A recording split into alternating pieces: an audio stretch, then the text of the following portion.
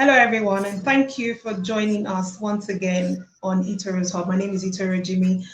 How have you been? How's your week been so far? Thank you for joining us once again.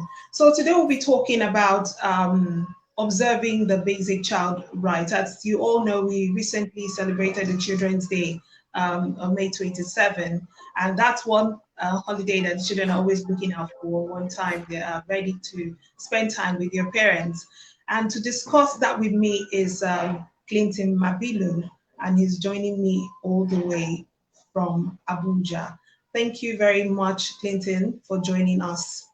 You're welcome to the show. Thank you for having me.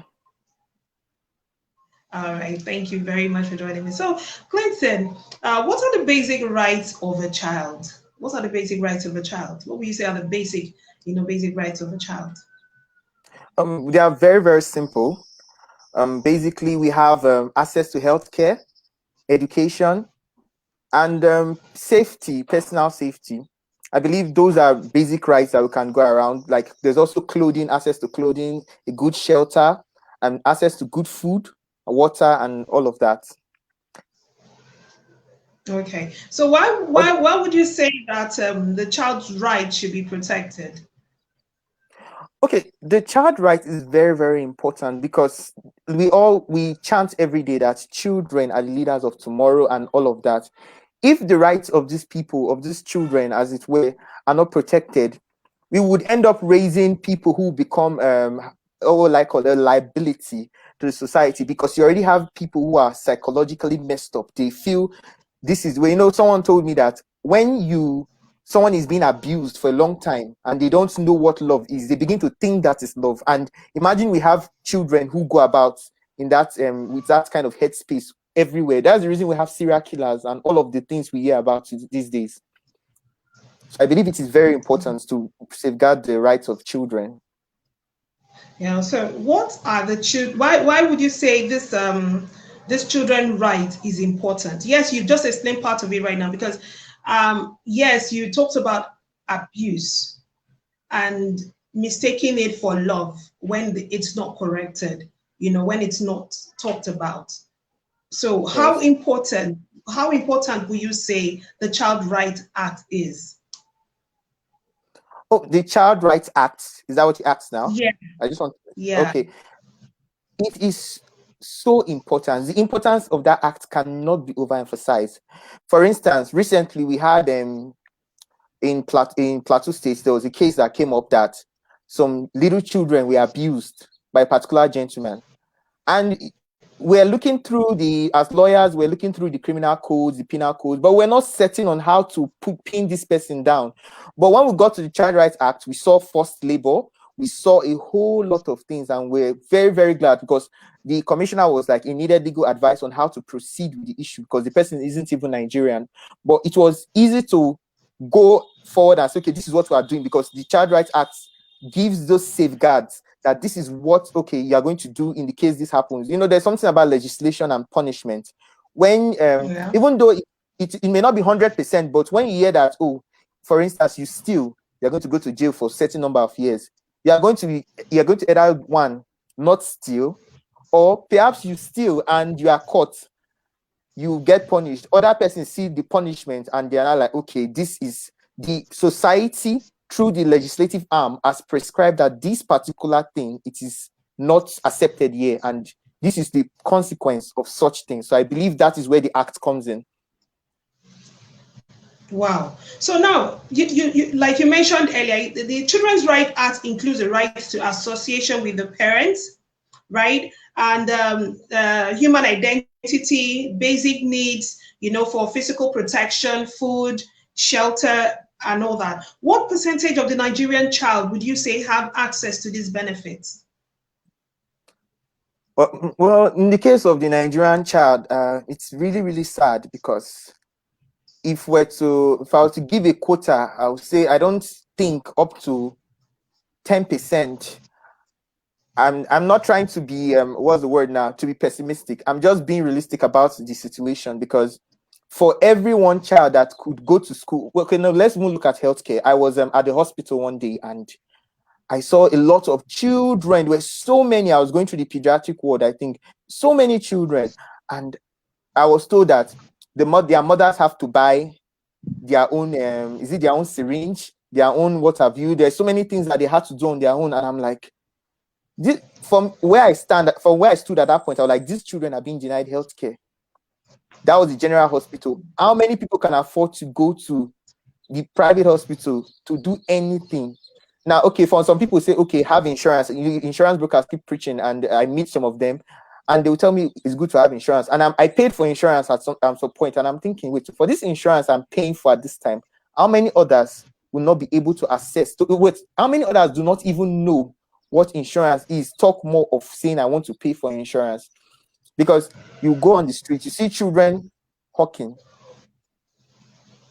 When I'll give case in point. I was in secondary school. I used to work with students against child abuse and HIV/AIDS. So for the child abuse I was working with a particular teacher, and during our free time, maybe during lunch break, that's one of the things we do. We drive around in the afternoon, and we see a good number on a daily basis. When we drove around to check out what was happening, at least 50, we see at least 50 persons, 50 children that were hawking, that were out of school. And one of the things we were trying to do then was, okay, why are you not in school? Is it money? What is the problem? Can we link you to an NGO that can assist you? So that is just one area. That is not even the whole of Delta State, because I was in Delta State at the time. That's not the whole of Delta. That is one particular area. We're just circling like a neighborhood, and we're getting at least 50 people on a daily basis. So that will show like how low the quota is when you say how many people have access to these rights, how many people are being, and how often is this right being enforced. Poverty also plays a very huge role, because when we're dealing with the case of those girls who were abused, and one of the ladies there, the female lawyers, were like, oh, this man just took advantage of their poverty. Perhaps if the family had money to send them to good schools, they will not be going to this man's house, because the idea was that they were going to his house to clean his house, cook for him, and he will pay them. That is what they were going to do for him. But not under normal circumstances, under the Child Rights Law of Plateau State and Child Rights Act, no child is supposed to be subjected to that kind of labor, except in their own house, where maybe they're in their own house, like just the way you have your child and you say, clean the house, cook for me. That is your child, or the child, you are the legal guardian of that child. That is where you can do such things. But you cannot call someone else's child and say, okay, go and hawk for me, go and become house girl for me. It is not supposed to be so. Oh, wow. Yes. It's really, really touching. I mean, the story of those girls being raped is really touching. And that's one of many cases, that happens all over, the country. I mean, that one we know because, it came out public. Yes. Yeah, there are so many of these things that are happening without, people knowing about it. And these perpetrators just, go ahead with their lives, and they keep on doing it. We have them living amongst us. It's really a sad one indeed. So talking about abuse, I want us to really talk more about abuse, because when people talk, when you hear the word abuse, the first thing that comes to mind is molestation.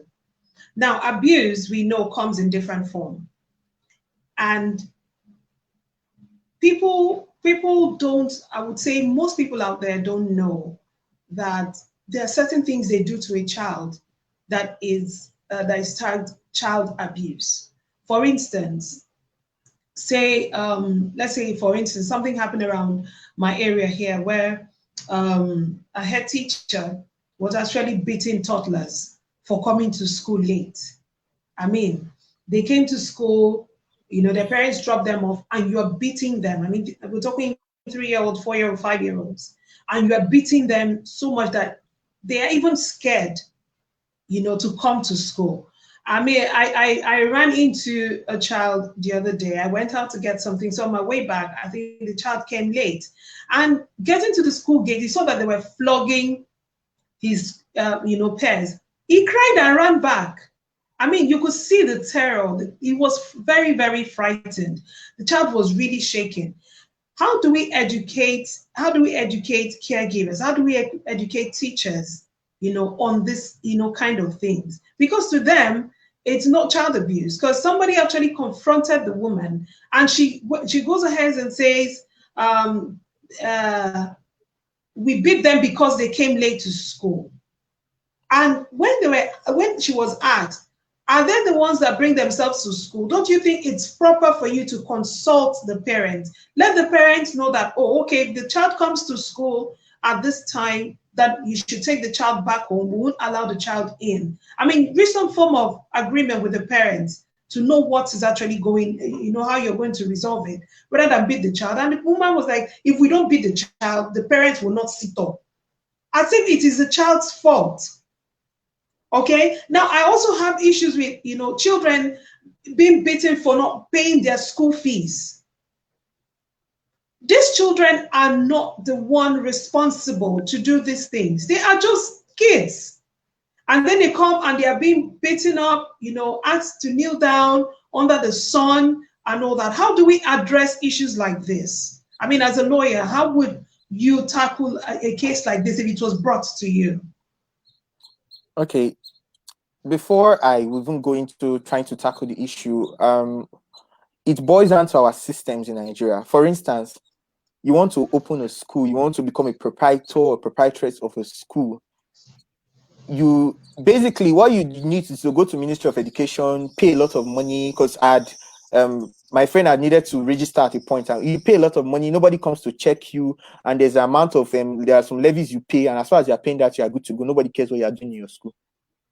Which is not supposed to be so. Which is not supposed to be so. In the United States, I had this lady who relocated to the United States, and she wanted to be a teacher.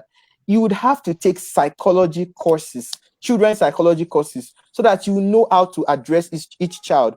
I was dealing. There was a time I went to the hospital I was talking with this optician. I needed to get glasses, and she was telling me that, oh, why didn't they bring you when you were maybe 5? Perhaps you would have not had this problem. And she went on to tell me that sometimes some children in schools are being beaten up because the teachers are saying they can't write, and sometimes it's because they actually can't see that thing you are writing on the board. They can't see it, but the teacher just thinks this child doesn't want to write, is a lazy about, or even special needs children.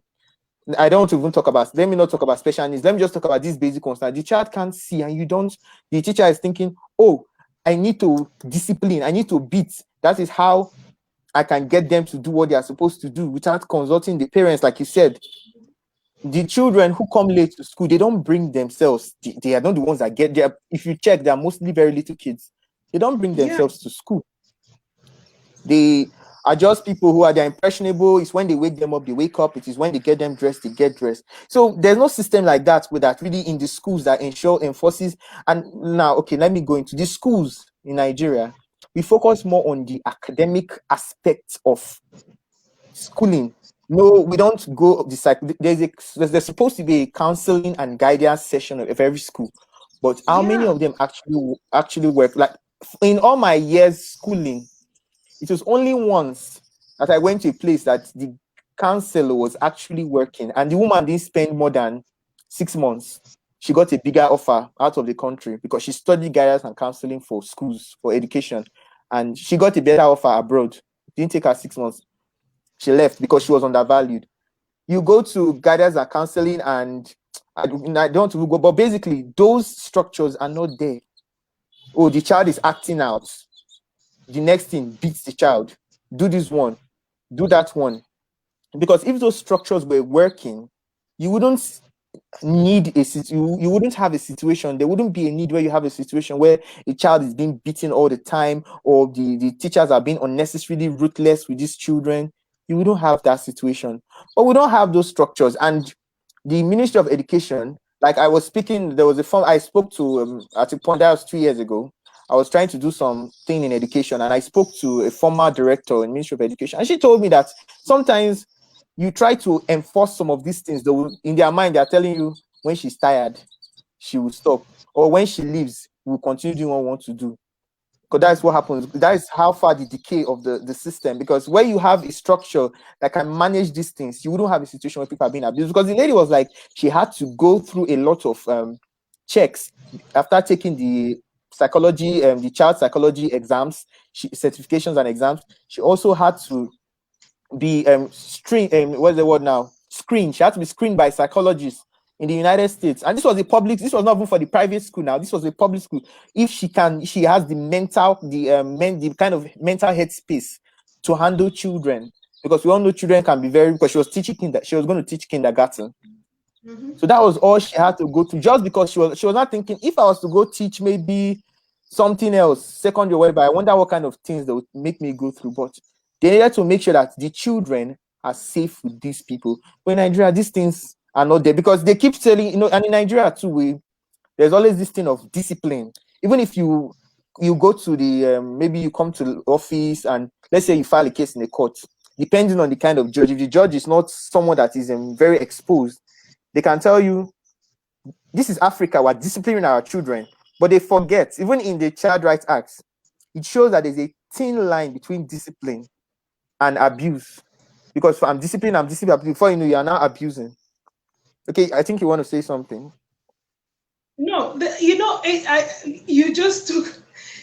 I couldn't help but explain, because honestly speaking, the word discipline, when you hear discipline, the next thing that comes to mind is picking up a cane or some form of thing to hit a child.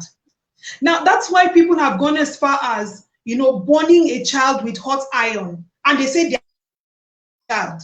You pour a child hot water, you call it discipline. They don't see it as an abuse. They don't see it as an abuse. So how do we handle these things? Now, you were talking about putting these structures in place. How can this be done? Because I mean, yes, they've been decaying the system for a very long time. It has to start from somebody. Somebody has to, put their foot down to, make this work. How can they go about it? What do you think are, some of the basic rules that can be put in place, even for public schools? I mean, you just mentioned public school now. I want to believe that lots of public schools don't even have the psychology you're talking about. We don't have psychologists. We don't have people children can actually go and talk to. I mean, you mentioned the issue of a child being beaten because the teacher will say you don't want to write, and they fail to understand that the child probably is not seeing far enough to even see what is written on the board. You understand? So how do we get to educate these caregivers, and how do we start fixing the rot in the system so that these things can, be curbed? How do we go about it? Okay, permit me, I'm going to use a cliche, a cliche that people don't like to hear. Change begins with you. Yes, But I agree. yes, I agree with you on that strongly. I agree. because the truth is that the governments are not really, we've had them, like because there was a time I had to run a school. I was acting proprietor for, let's say, a period of 3 months, because the proprietor at the time had to travel. So, and Oh wow, when that's I noticed oh yes. So when I noticed some of these things, and the proprietor, thank God, is very enlightened. So okay, what do we do? So he started writing to the Ministry of Education. Oh, this is what we think. This is what we think. This is what we think. This is what we think. And that is one person. There was a where we were able to get, like, we had the proprietors. Notice they have the association of private school owners and all of that, and we started talking to them. yeah, sure. And thank God we were able to meet up with, there was an NGO, Saint Bernard and Saint Bernard Foundation, I think, that was in Delta State. We were able to get them to intervene in some public schools to say, okay, this is what is happening. You don't have to pay us, but this is what we think we can take your teachers. And various consultants are also going around. But what we really push this thing forward is if the government can actually respond, because we wrote several letters to them and no, we didn't get any reply. We tried to meet. That's why I said we met a former director in education in the Ministry of Education. I knew her, so I went to see her. Say, "Ma, this is what we are having. What do you think?" And she said, "Oh, these are brilliant ideas, but it's just we take if there's a good director on seats that would hear you and maybe give you audience, and really, because most times when you send these letters, they don't even get to the hands of the people that are supposed to get to. So it will be people already doing and acting in small ways. I know there was a pastor I know that runs a foundation too, that also does the same thing. He intervenes in public schools, especially like for him now, his focus is in the north. Say because you in the north you hear the teachers, this one, you hear a lot of things. So his focus is on the north in IDP camps. I have another friend who does, but these are people doing things in their own little small ways. It's if the Ministry of Education can respond. And now, if you meet, one of the things they tell you that if you meet Ministry of Education, they'll push the blame to the what is the word now, the executive, or is it the legislature, that they don't give us enough money, because that is always the point of contention. And the truth is that I must agree that they don't give them enough money. I was going through a public school in Lima, Ohio, a state that in the United States that is not very, it's not one of those states I say it's a commercial hub. It's just one of those states, and their budget was out of this world for that public school. They had a full campus, a gym. They had the counseling unit was consistent. I think they had like 4 staff who had different area of expertise. And still, they kept saying that even, and in the interesting thing, that school kept saying that the money they have is not enough to fund their programs. Oh, wow. And I'm like, with all of these Come things, to please just Nigeria. come and replicate in one place. Yes, Yeah, come like to come to Nigeria Nigeria. because, and another thing the schools can do to get their structures right, because one of the things my friend, the structures, because the person I told you had to fill in for a proprietor, he went to America to see how things run. He said, so one of the things, like for instance, let me give Harvard, because I want to use a popular school, Harvard now. It's like an NG, Harvard is like an NGO. Let me put it like that. They receive donations, mighty donations, like their endowment is running into billions, so that they can maintain their standard at every point. Their facilities are always in check. They're not waiting for you to pay your school fees, even though they want you to pay your school fees, but they have people sending in donations. They do fundraising events. They do things that will help them. And that was one of the things my friend was trying to do before he left the school thing, because they had to close down the school because he was relocating. So he had to now be getting sponsorships that, this is, even though the school fees is this price and this is what we're offering. And even parents came, because you had a lot of parents bringing their children and they want to come because they're like, this is so cheap, I'm getting so much value. And he said the reason he can give that kind of value is because he had to look outside for funding to make sure that this is happening and this is happening. So I believe that is one thing that the schools can do to put those structures in place, because they are going to be talking about hiring someone who's a certified psychologist to be in your counseling unit. You need to pay that person and pay them well.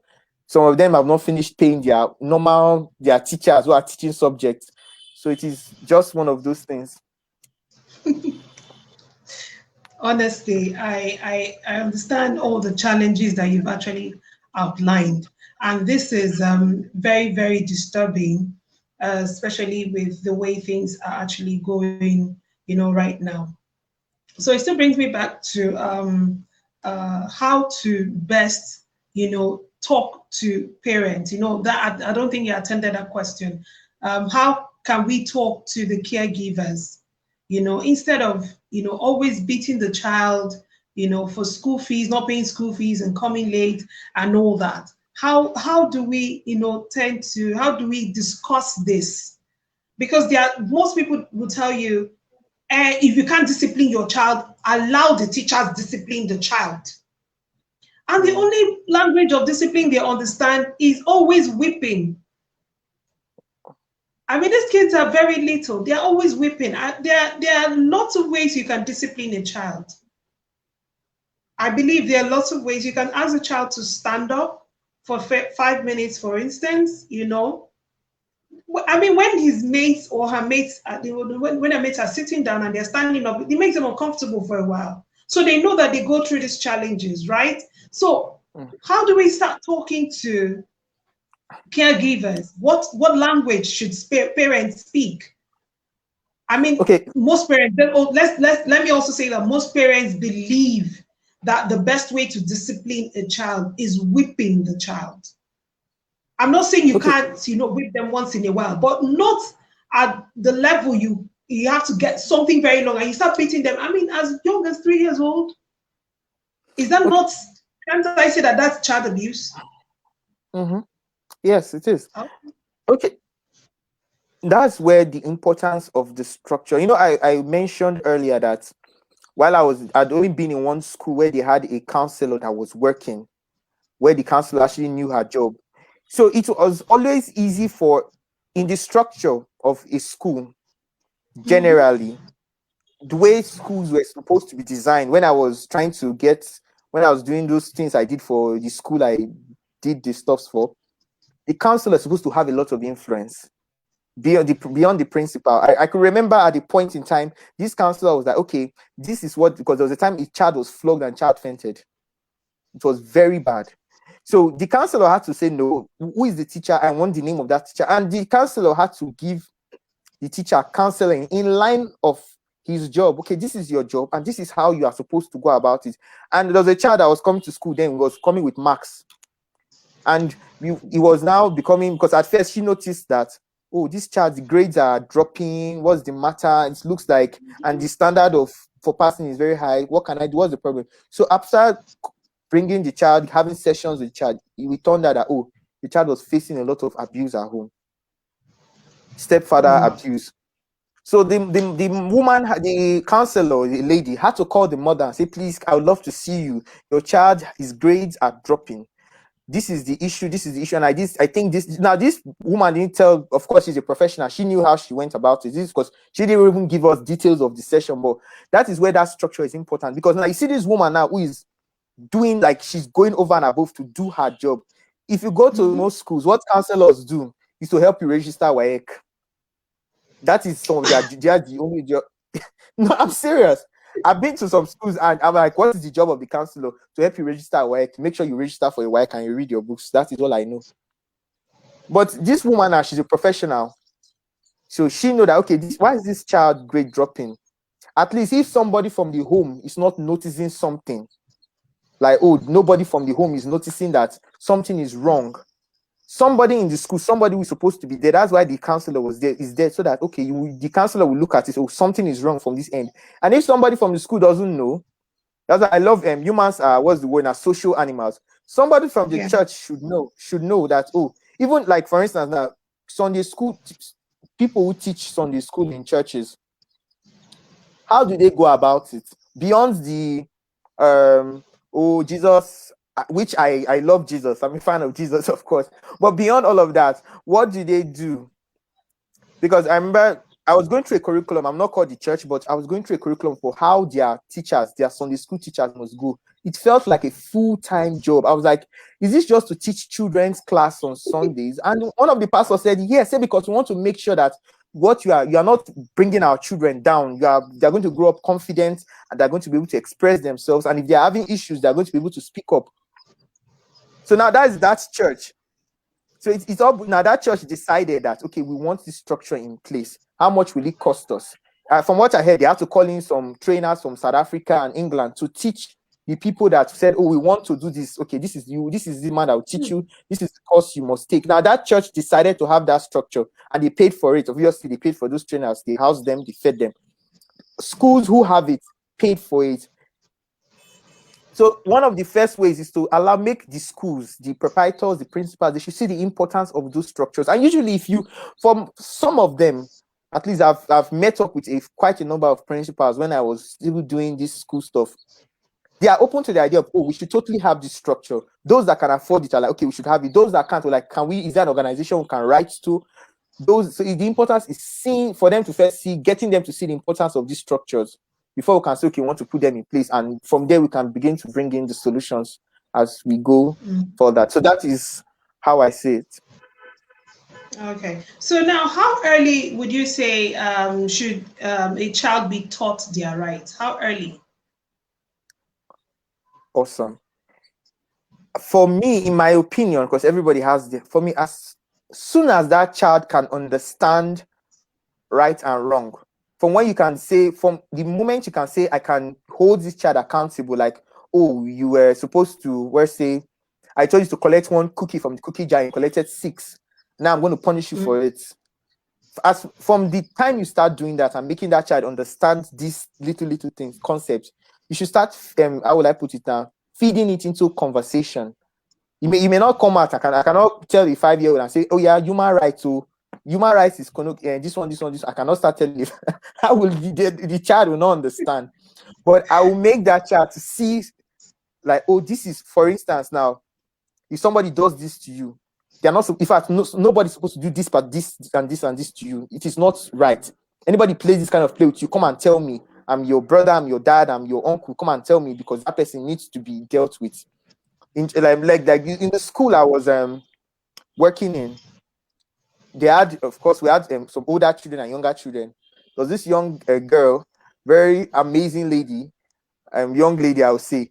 One time she came to me and said, uncle, I was like, my dear, what's up? She said, is it okay for somebody to come and be kissing me on my mouth? I said, what do you mean? And she said one of the older students was doing that to her. Immediately I swung into action. Wow. And the reason the child can easily come and tell me, oh, this and that, was because the teachers were already trained. Because the friend who had this cartoon, that his teachers are trained to filter all these things into everyday conversation as they have classes and all of that they are featuring all these things in that, oh, you are not supposed to be like this. Somebody's not supposed to do this to you. So the child was able to quickly say and recognize. The child was able to recognize at that point that something was wrong and came to an adult immediately to ask, uncle, this is what I experienced, and what do you think? And we're able to get something done. Because if the child didn't know or did not understand that something was wrong about that activity, perhaps nobody would have known what would have happened, and only God knows what else would have transpired. But immediately the child was able to recognize. So as soon as you can start holding them accountable on any level, all these civil rights, whatever rights, human rights, shall day inside, you filter it and feed it into everyday their conversation. I know I'm being hilarious, but basically you fill it into every conversation so that as time goes on, you keep set. It's like what's the word now? Someone who's doing high jump. You put the bar, you jump it, you're like, okay, you increase it. As time goes on, you keep increasing. As they go, you just keep increasing until they get to a stage where they can now dictate and say, okay, you know what, this is how this is my standard, and this is where I'm putting it at, and I'm a full-blown adult, and this is where I want to live it. All right. So please forgive the sound because I'm at home and you know it's Saturday, so a whole lot of people are moving around and all that. So you said something now about the child complaining about another, an elder student, kissing her on the mouth. First, before we go further, how old would you say this child is? The How child old who is the child? complained, Yeah, the one that complained. she was 6 at the time. Okay, so now this brings me to my next question, because this has been a debate, although I plan to still bring it on as a topic on the show. So we'll talk about it more broadly. Okay. Though you're not a parent yet, but at least you are an adult. At what age do you think parents should actually start talking to their children about, sex? Because what just happened now, if for instance the child wasn't bold enough, to come out, things like you rightly said, things would have gotten out of hand. So at what point do you think, at what age do you think the parent should sit your child down, just like we're talking about child abuse and all that? Yes, at what time should they start talking to the child about, what names to call their body parts, so that when things are done to them, they are, confident enough to come tell the parent, this is what is actually going on with me right now? For me, I'll still maintain the earlier answer that, oh, this is as much as you feel this child, you can start the child can start assimilating and taking responsibility. You feel okay, like I used the example of the cookie jar. You should start. You are not going to come out all out to say this, whatever it is, but at least there are some ground rules this child should have. Like I remember, my younger sister, she went out. I sent her on an errand. She was about 13 or 14 at the time. I sent her to go get something for me, and I was waiting. I was even getting furious. Like, where's this girl? Like, why is she not back? Like, what's wrong with her? So I was like, okay, let me pick up, because she had a small phone. Let me call her. I called her and she was like, I'm still at the shop. I was like, why? He said that she was passing and there was this group of men, and it was about like saying towards evening around 5:30 to 6. Say, oh, they are there and they were catcalling and I'm scared of passing that road. I'm hoping that they will go so that I'll be able to pass and come. So she already understood that, oh, I am this age. Somebody's not supposed to be talking to me like this. I remember there was a time somebody even were at a wedding. I know young ladies and girls, when they make up, when they are very their children, once they put on makeup and weave and wear high heels, you think if you so she was a bridesmaid, and that's like one of the bridal tree. And this guy comes to her and says, I want to my shoulder. Sorry, I'm 16. She didn't even, it's not a situation of I will think she didn't even try. She came to me and told me that guy came to me and was telling me this. I immediately told him, so sorry, I'm 16. Like I believe we that don't need the reason why she came to you is because you've been having these conversations with her, right? exactly. Every time I'll just pick a time. I'll like, oh, we'll go out, maybe just me and her, or me and one other person. I will go out and we'll just generally talk, and I will say something, and I was like, oh, she was like, oh, really? What opportunity? She will ask me, but I heard about this one. You can, because information is, if you don't tell them, somebody else will tell them. And most of the That's time, true. the things they will tell them are not the right things. She was telling me, oh, this is what I heard, oh, that one girl, this is how. I'm like, oh, no, that is not what really happens. You don't do this, you don't. I should like, so why? I explained. I even saw a movie. Interestingly, me and my younger sister were watching that movie. It was on MTV Base, and this lady was in the movie. There was a character in secondary school, a young character who is probably 14 or 15, and she was like, the character was telling other girls that once they have sex, that if they want to prevent pregnancy, they should drink a lot of alcohol. They should jump up and down 10 times. They will be Oh fine. dear. So, oh my goodness. so if those girls that were being told that nonsense, if their parents had given them the information, the correct information, I believe they would not even, because look at my younger sister. Anytime I look at my younger sister, I'm always so proud. I'm like, wow. Once they just, she's like, oh, sorry, I'm 16, I can't do this. And she's like, and they're like, it doesn't, some of these men can be very funny. She'll come and meet you like, this person, I've told him I'm 16 and it still disturbs me. She'll come and say, brother, look at what this person is telling me. And I'll now have to go back and affirm that if you come close, the person will now say, okay, no, this one is not. You just immediately carry your baggage and go somewhere else. But when you tell this young girl, and the young girl is not like, I don't know. My mama did not, they are just ignorant and they're easily misled. Now, your sister is lucky that she has an older brother that is ready to talk to her and ready to teach her, right?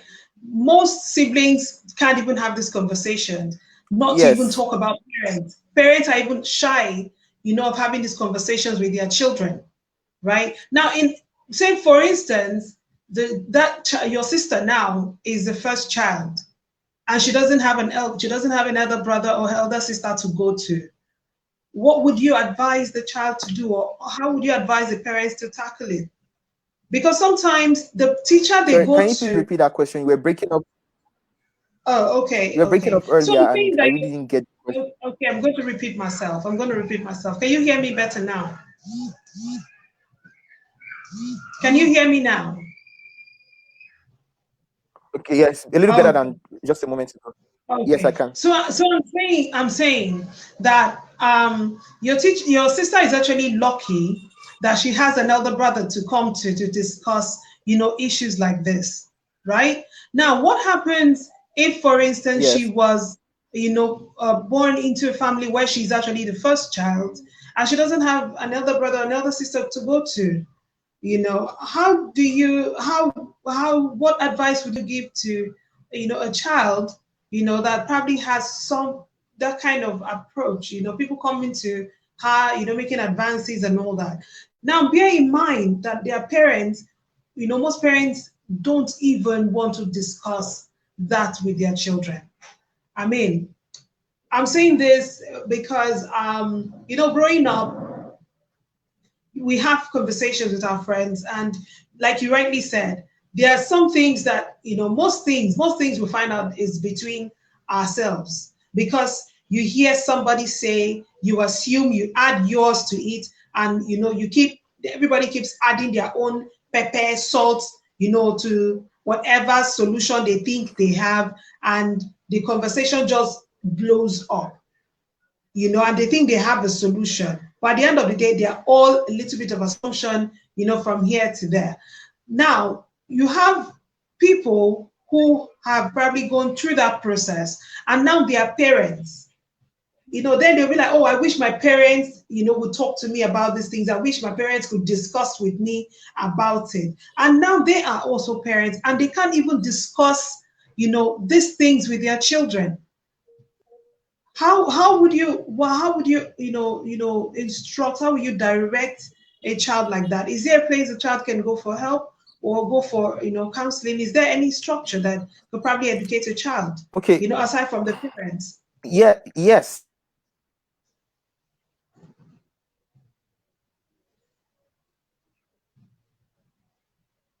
Hello, are you there?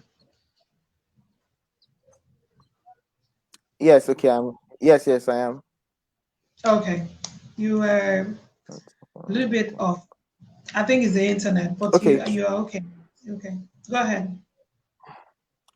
All all right. So that child now, it all boils down to now. It all boils down to the same thing: structure, structure, structure in the school. Because, like I said, if somebody in the home is not doing that, then there should be somebody in the school doing that. If somebody in the school is not doing that, there's someone at church or at mosque or wherever you worship that should be doing that or having that conversation with the child. But sadly, we don't have those structures. In case in point now, there's some. If you go to some of these secondary schools, some of these highbrow secondary schools are very expensive. They are linked. They're usually linked with an organization that comes in periodically or whatever time they decide, or they've decided with the school to teach these children Okay. and talk to them and even give them helpline. I remember there was this girl. There was this girl I knew then. Her name was Amarachi. Now Amarachi was having issues at home. She was even going to be forced into like child marriage, Oh, and nobody in her family could really understand. So, but when she resumed school that particular semester, she called up the NGO that this is what I'm going through and I don't know what to do. And the NGO simply immediately they stepped in like, okay, do you have anybody that anywhere you can go apart from home, or do you have anybody? The girl was like, oh, I know my. So the NGO was like, okay, you know what? If we'll talk to your auntie, if you can give us your auntie's contact, who will liaise with her on your behalf. Even if at the end of the day she doesn't give you listening ear, we can give you a shelter while you continue your education. yeah. So now, because the girl, interestingly, she was on scholarship at the time, I think. So immediately they were able to speak to the aunt, explain why this child marriage thing cannot work. And the aunt immediately said, okay, you know what? If that is the problem, once she vacates at the end of the session, she should come over to the United States to be with me. I will adopt her as legal guardian. The NGO were able to liaise with welfare, and they got her. And that's how Amarachi left Nigeria. Because now, since not help at the time, sad, which is very sad because we are supposed to, for parents, our parents are like Superman or superwomen. Mom is superwoman, dad is Superman. They're supposed to be able to help, but sadly, they were not able to help her in this situation. There was somebody Yeah, in school that was able to help. Other sure. cases, or say, oh, I was able to get her from the situation by, I thank God. Some people will tell you, I thank God for my pastor. My pastor was able to help me out of this situation. I know a lady that was she was being trafficked at the time, a young girl, 16 or 17. She was being trafficked. But I thank God someone in the church noticed and they alerted the church of the organization, the board, and they stepped in to do something. So it will also not depend on the environment the child is to access this kind of help and how liberal you will be able to access. Because even some of these people who even give some of this help are not, they don't help at the end of the day. They don't necessarily help. But still, it will depend on the situation or the environment where that child has found themselves. Someone like me now, I'm speaking from a point of exposure. I was opportune to be in those environments where if something went south, I could easily cry out and I knew I could get a level of help at the very least. Help. Yeah. Now, I don't know. I don't know. Yes, up north in the north, core north, I don't know how available that kind of help is. I know they have NGOs who are working, who are doing marvelously well, doing their best, to do several things. I don't know how effective it has been. It is going well because I know my friend, her name is Ruth in Maiduguri. She works in IDP camp. She helps those ladies rape survivors. That's one of our major core thematic area, and she's doing a great job. But then again, she's only one person that I know. I don't know how well the other if there are other people doing what she's doing and how well they are doing what she's doing. So basically, that is that. I would say I will refer to other third party organizations and structures, but still, it will also depend on the environment where that child, which is very. That's why initially I said I don't think for this child rights, 10%. I don't think they're up to 10% if you calculate the whole country of children who are having their rights actually enforced. I don't think because they lack access to many of these structures. I handled the rape case for someone, and immediately she got to the police station. This is a young lady that she was 17, I think 17, I think, and they were telling her that she should forget about it. Oh wow! In the police station, they're like, you just forgive. Don't be a bitter person. That's what they're telling her. That she shouldn't be bitter. That it's only bitter people that want to take the case to court. So That she should it's very forgive. sad. They forget the damage that this has done to this young lady. She should just forgive. Yeah, she should forgive. I mean, this is this is out of it. Now, really, this is heartbreaking because this is the reason why people keep doing these things and they keep, they keep going scot-free. Because at the end of the day, the victim now becomes, let's say that the victim now is now the criminal. They start asking you questions, making you feel inferior, body shaming you and all that, just for you to shut up. And they forget the damage that this thing can cause to you, over the years. This is really, really traumatic. So, Mabilo, why do you think that this child right is not taught in schools? Because I believe if it were to be taught, a lot of children would know what their rights are and they would know how to defend themselves. Rightly, we said that they can't get all the training they in at home, and the caregivers are those that are next to next in close to parents. So we agree that most of the things that the children consume in terms of information are things that they get in school. So why are this acts? Why is this Child Right Act not being taught in schools? Why are they Okay, not it's taught? very simple. It's not just even in young schools, even in universities, you don't hear things about it. And one of the reasons is that in this country, we place so much premium on academic records.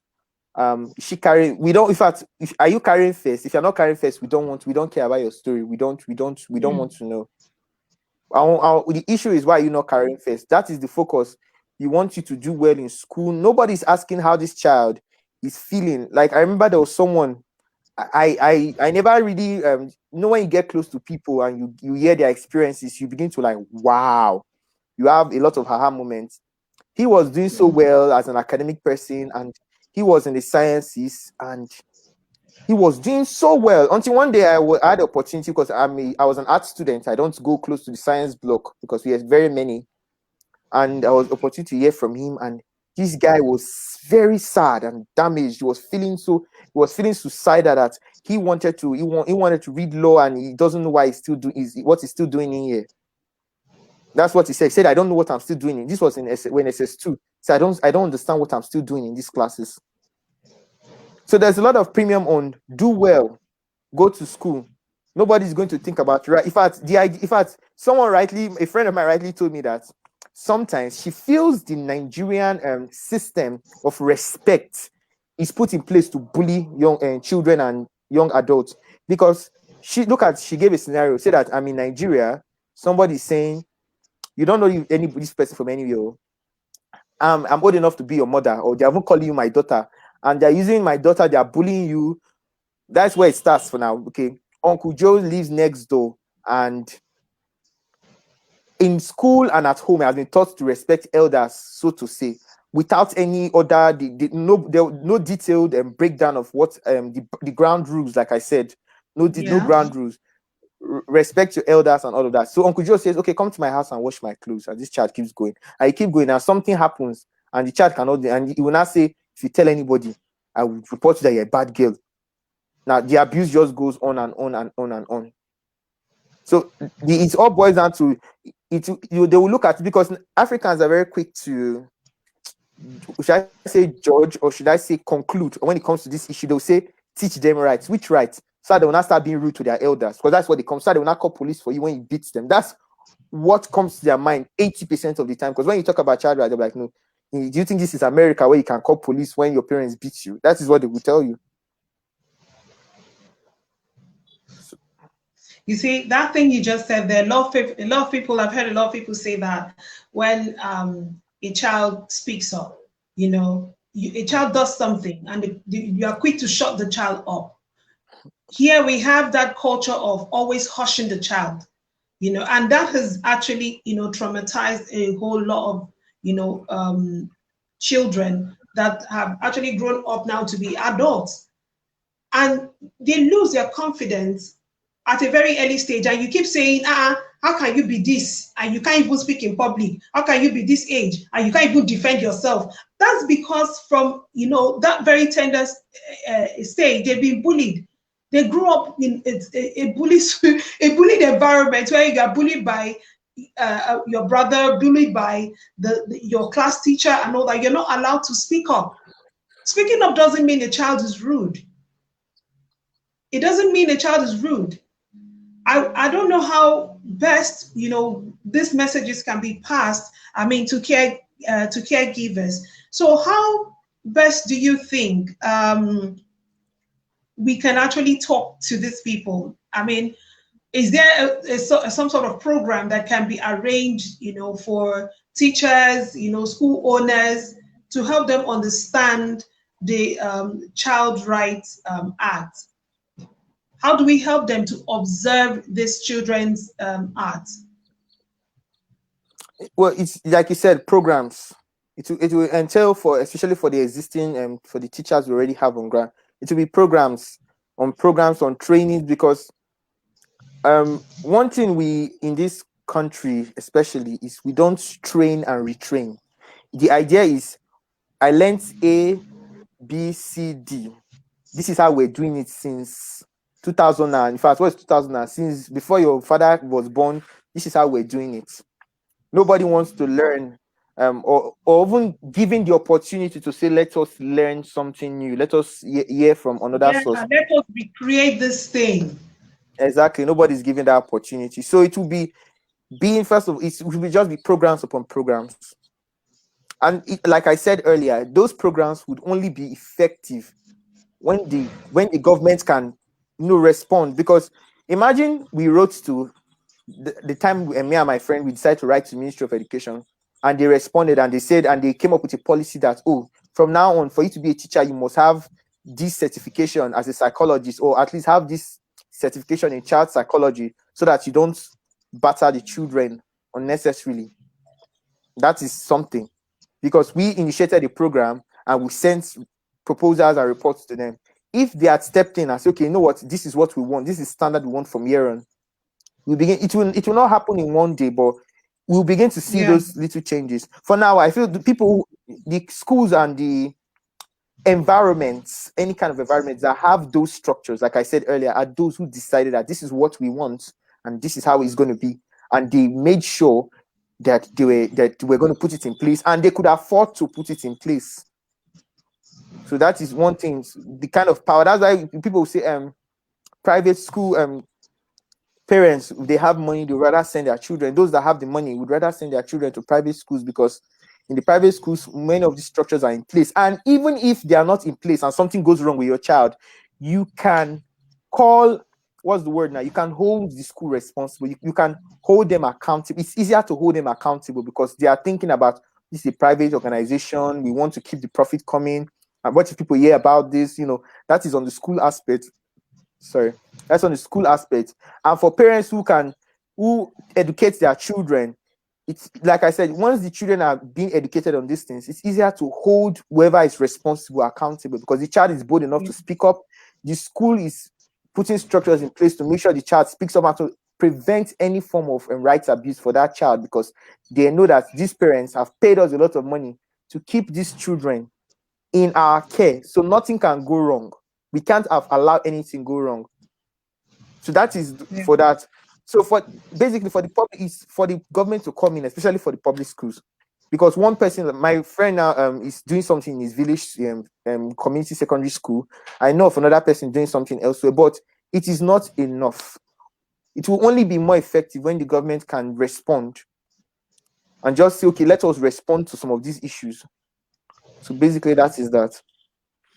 Yeah, thank you so much, Babilo. Thank you so much. Thank you. It's really, really been mind blowing talking about observing the rights of the child and young people, and looking more into the Child Right Act and talking more about how to curb discipline, or should I say child abuse, and how to help people understand the importance of talking to children rather than abusing them, and Exactly.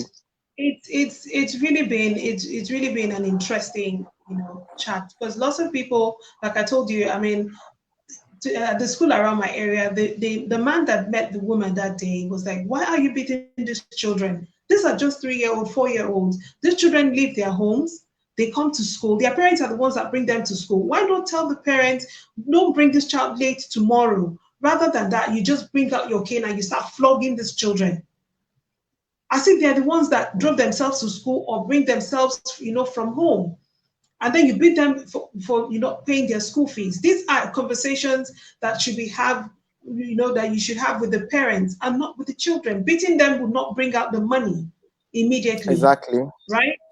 Honestly. Exactly. So Mabilo, we have a few minutes left, so kindly give a shout out and also tell us more about you and what you do, so and how you can be reached. Okay, as you all know, Clinton Mabilo here. I would love to give a shout out to every BCLME fellow out there watching, or even those that are not watching, those that watch later. I'd love to give a shout out to them. I want to thank them because having the experience with them has really changed my mindset a lot about many, many things. I have grown as a person substantially. Yes, and it was not just because of the trainings, but it was because of every one of them. So I want to give a shout out to every one of them, wherever they are in the world. And like, I'm Clinton Mabilu. I'm a lawyer. I currently work with Plateau State Commander, is the state CID, the police force. I work there as a state prosecutor for now. So you can reach. I'm also a human rights activist. So if you have issues of human rights abuse, you can reach me at Clinton Mabilo on Twitter and Instagram, or on Facebook, Clinton Mabilo. You can also reach me there. If though I work in the public service, if there's any form of referral I can give to you, definitely I'll be able to give you such referral, because I believe I have the network for it. Okay, so Mifai Anona is sending us a message from the US, and he says, we don't have accountability in Nigeria until we start holding people accountable. That's when things will start changing. So, what do you say to that, Clinton? Well, it is very true, because the reason things can go on is because many of these abusers know that on many levels they will get away with it. Let's look at domestic violence. Um, a woman goes to report the husband that this man is beating me, wants to kill me, and the police is saying, "I'm not gonna don't marry. You gonna go house, go settle an issue." So because these people feel on many levels, yes, because they feel they can get away with these things, and when we start holding people accountable, things will begin to change. Because if they tell you, for like my friend was telling me, it's in the United States or in the UK, they will put a sign: don't play near the dustbin. Why? Normally in those days, when people played with the dustbin, the rubbish can, when people played with it, some of the children got injured. Then the parents of those children will sue the owner of the trash can, that your dustbin injured my child. So now, for you to be able to waive that, we now put a sign. There's a sign you put there: don't go near the rubbish dump. And what that sign does is it waives your rights to sue if your child gets hurt. So you are the one to now teach your child don't go near dustbin. If you get injured, there's nothing we can do about it. So you're not being held account. You are being forced. Uh-oh. It's raining. The sound. Okay. It's raining at my ear. So, thank you so much. I'll have to end this because it's damn so loud. It's so It's all loud. right. And the windows are open. I guess that's why. So, thank you very much for joining me today. And thank you all for joining us. For those of you that couldn't join us, you can actually watch because the video will be on my page. You can actually watch. And later will be coming in again sometime so that we can talk more on human rights issues. Thank you so much for being part of this lesson. I really do appreciate your time. And thank you for actually taking our time to educate us today. I really do appreciate it. Thank you so much. And I'll see you come your way next time. Bye for now. Bye bye. Thank you Bye. for having me.